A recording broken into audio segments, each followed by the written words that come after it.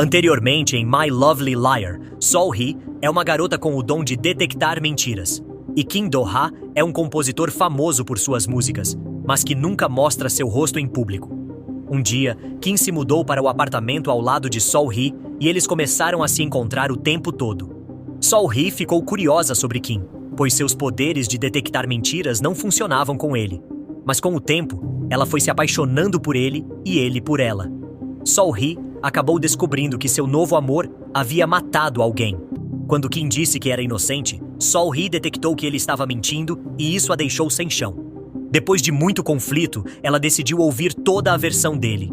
Kim contou que sua ex-namorada fazia chantagem emocional, dizendo que iria se desviver se ele a deixasse e até se mutilava para obrigá-lo a fazer suas vontades.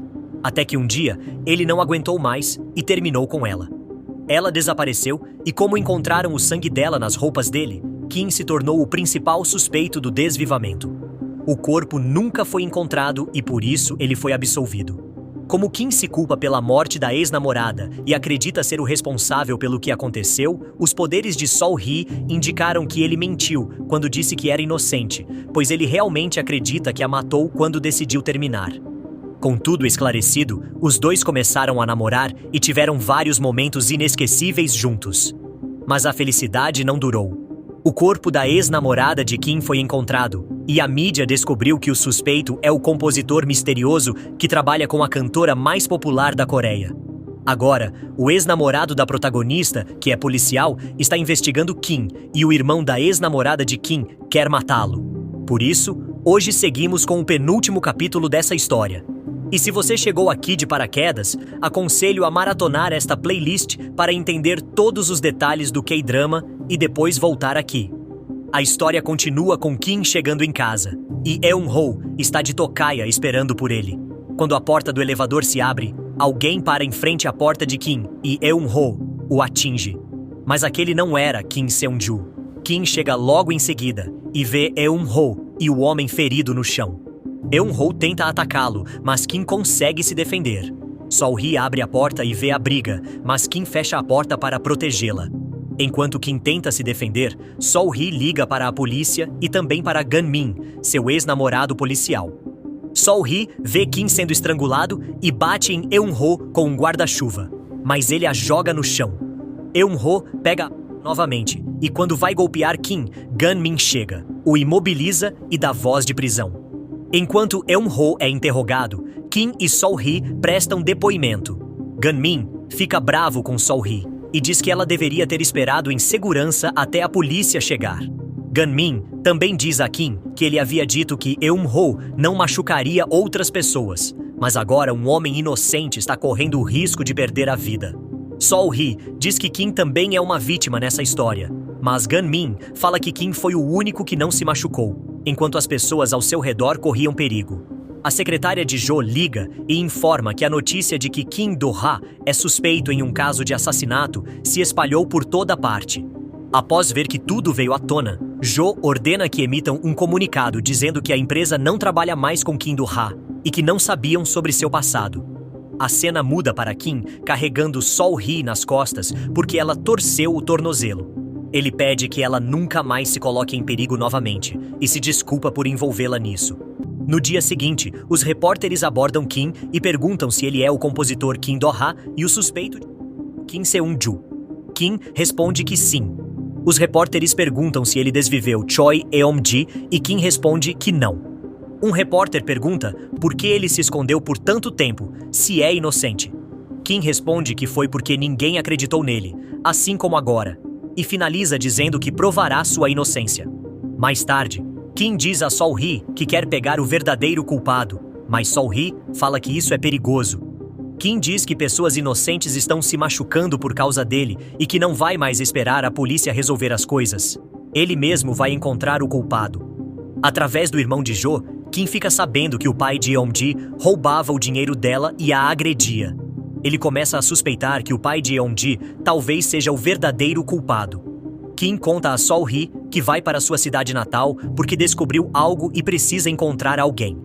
Sol-hee diz que vai com ele, mas Kim fala que não quer colocá-la em perigo novamente.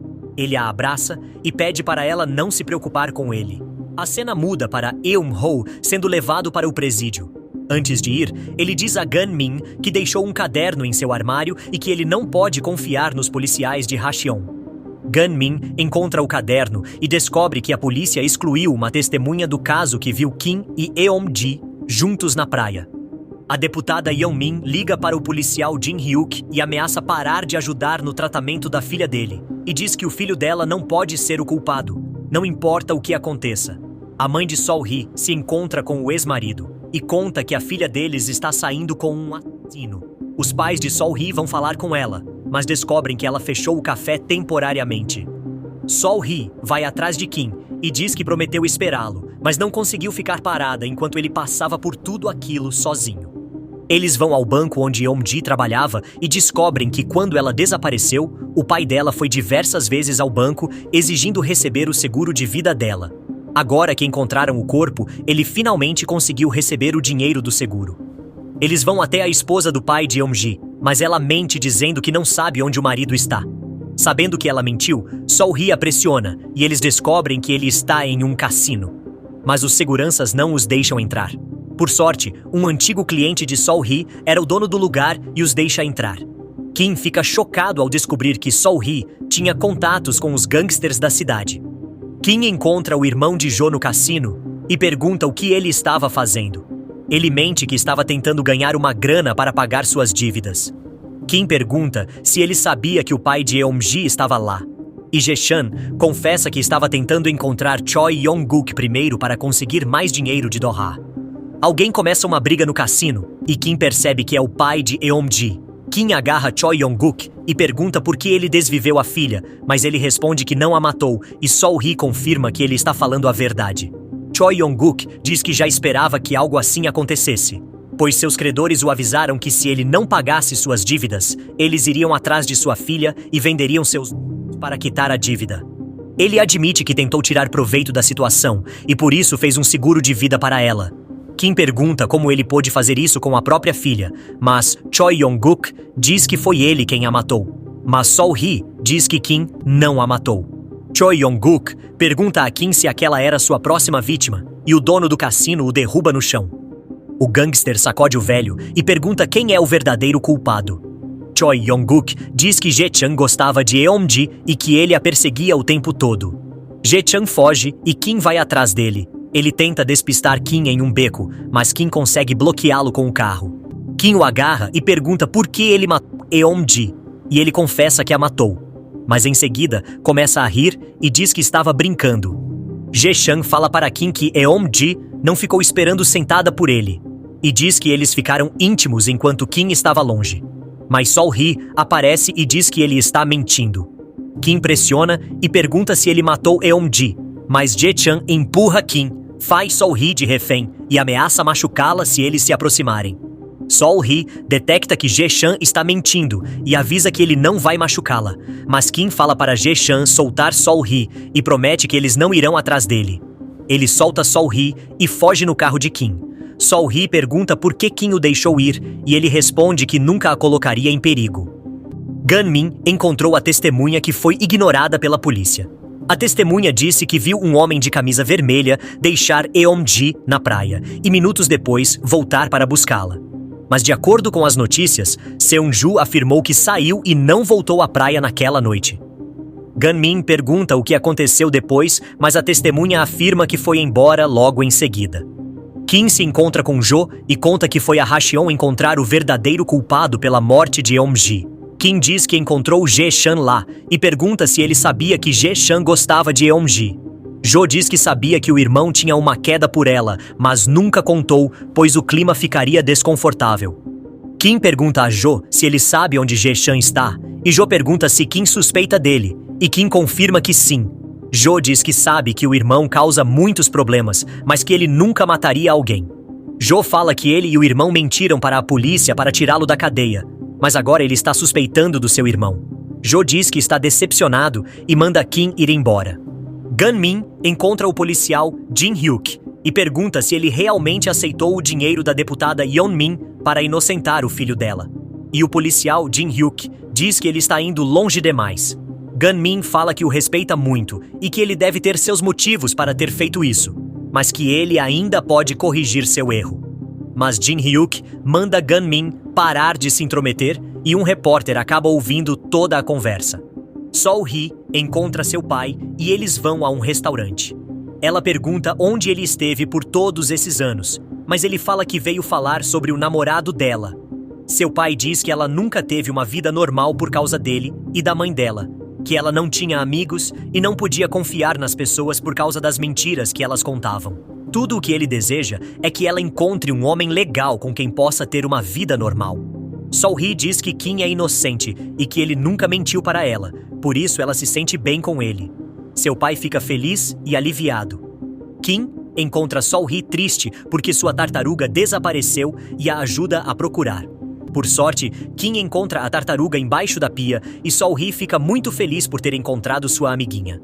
Enquanto Sol-hee dá comida à tartaruga, Kim recebe uma mensagem de Gun-min pedindo para eles se encontrarem e para não contar a Sol-hee.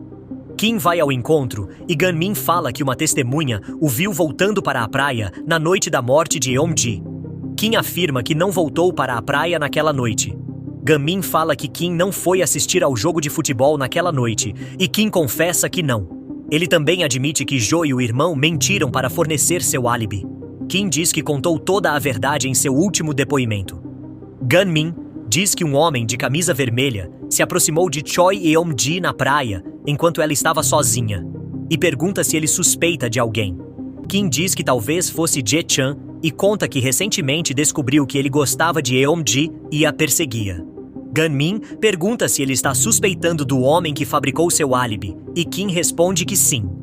Antes de ir, Kim diz que é um péssimo mentiroso e que não quer enganar Sol-hee, por isso pede para Gun-min parar de pedir para ele esconder as coisas dela.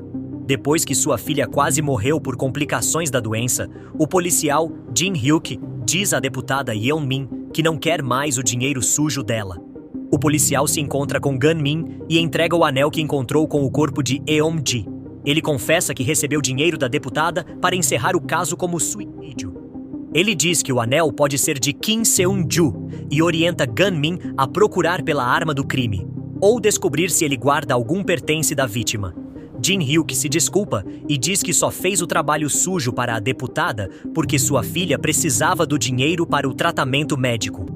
Gun-min descobre que o anel tem um design exclusivo e começa a procurar o criador nos ateliês do bairro. Com a ajuda dos gangsters, Jae-chan é capturado. Mas quando eles chegam, os gangsters mentem dizendo que Jae-chan fugiu. Mas Sol-hee detecta que eles estão mentindo e que, na verdade, deixaram ele fugir em troca de dinheiro. Sol-hee ameaça contar ao chefe deles, e os homens confessam que alguém pagou muito dinheiro para deixá-lo escapar. Kim mostra uma foto de Jo e pergunta se foi ele quem pagou. Eles mentem novamente, mas Sol-hee confirma que foi Jo que ajudou o irmão. Enquanto isso, Gun-min encontra o ateliê que fez o anel e pede ajuda para identificar o dono. Ele descobre que anéis de casal foram encomendados por Kim Seung-ju, mas também houve um terceiro anel masculino, encomendado uma semana depois em um tamanho menor, porque o outro anel foi perdido. Gun-min se lembra de Kim dizendo que suspeitava de Jae-chan e pergunta se outro homem fez o último pedido, mas a mulher não sabe responder. Ele descobre que o anel encontrado na cena do crime tem o mesmo tamanho do segundo anel masculino. Gun-min pensa que, se Kim disse a verdade, talvez esse anel pertença ao verdadeiro culpado. Em casa, Kim liga para Jo e se desculpa por ter suspeitado do irmão dele. Jo fala que está tudo bem e diz que não vê seu irmão desde que o restaurante faliu, mas na verdade, Jae-chan estava bem ao lado dele. Kim tem certeza de que Jo está mentindo e se pergunta se ele está escondendo o irmão, mesmo sabendo que ele é o culpado. Sol-hee diz que só pode ter certeza se ouvi-lo pessoalmente. Gun-min liga para Sol-hee e pede para conversar com Kim. Eles marcam de se encontrar no café e Gun-min pergunta a Kim o que ele fez com o seu anel que era igual ao de Eom-ji. Kim diz pela terceira vez que jogou o anel no mar. Gun-min pergunta se ele pediu outro anel igual porque havia perdido o primeiro. Kim responde que não, porque nunca perdeu o anel. Gun-min pergunta se ele encomendou apenas 2 anéis, e Kim confirma que sim, dizendo que eram anéis de casal. Sol-hee sinaliza que ele está dizendo a verdade, e Gun-min decide contar o que descobriu. Ele diz que o culpado provavelmente é alguém muito próximo a Kim, pois sabia onde o anel foi feito e também tinha um amor não correspondido pela vítima. Gunmin mostra o número deixado pelo homem no ateliê e explica que descobriu que o número era de um bar de vinhos em Hacheon, que fechou há 6 anos. Kim fala que o gerente do lugar na época era Jae-chan. Gunmin diz que para provar a culpa de Jae-chan, eles precisam encontrar a arma do crime. Mas isso é quase impossível, pois ele não aguardaria por tantos anos. Enquanto a deputada Yeon-min fazia sua campanha para governadora, um vídeo dela admitindo que pagou para o policial se livrar das provas que incriminavam seu filho viraliza na internet. Acontece que o policial Jin Hyuk decidiu confessar e denunciar tudo em um programa de TV. Kim contrata os serviços de caçadora de mentiras de Sol-hee e marca um encontro com Jo, enquanto Sol-hee fica escondida ouvindo a conversa. Kim não consegue se controlar, pede a Jo que seja honesto e pergunta onde Jae-chan está. Jo respira fundo e diz que vai contar a verdade de uma vez por todas. Se quiser saber como essa história termina, ative as notificações para não perder a parte final do vídeo.